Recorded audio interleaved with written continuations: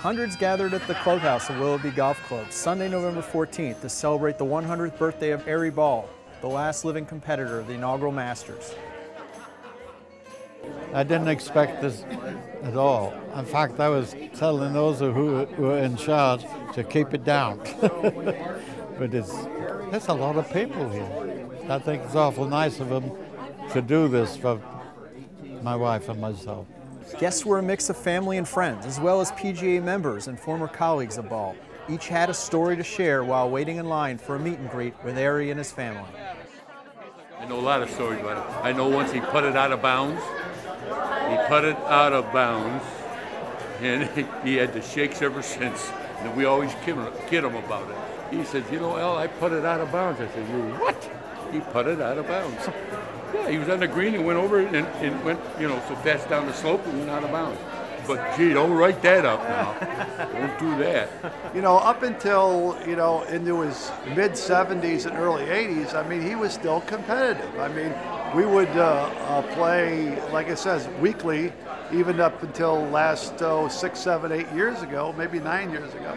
And he would still shoot in the 70s, you know, and he would want to play and beat you, and he was stayed very competitive. All the accomplishments he's had in golf have really only been overshadowed by his accomplishments as a gentleman. He is truly a wonderful gentleman and a great representative for our sport, and somebody who we're all proud of. I have in my office, I have one of the photos of the first bunch of guys that played at Augusta in front of the old clubhouse, and yep, sure enough, I looked at it yesterday. There's Errie right there. To play in the first Masters and still living today, that's absolutely fantastic, and I hope I make it. I'm struggling at 71, and I hope I got another, 29 years to make 100. I'd love to do it. And you can feel it in the room. People are just so proud to have had the opportunity to know him and to be around him. You know, look, let's face it, he made people's lives better, and we're proud of that. Dinner was followed by a video presentation chronicling the life of Errie and a speech by outgoing PGA of America President Jim Remy, who also presented Mr. Ball with a gift. 1931. A collage that is put together by the PGA of America. This is a framed copy of your original application for membership. And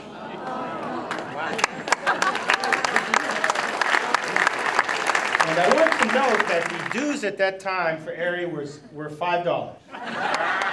Congratulations, Errie. I feel that I've been called on the first tee at the National, and I was very nervous. Get on the tee, and they call my name out. Errie Ball, Willoughby Golf Club, Stuart, Florida. Play away. Just because he's reached the century mark, don't expect Errie to slow down anytime soon. In fact, he says he has a lesson to give this week. That's Errie Ball, a life well lived. For Golfweek.com, I'm Adam Schupak.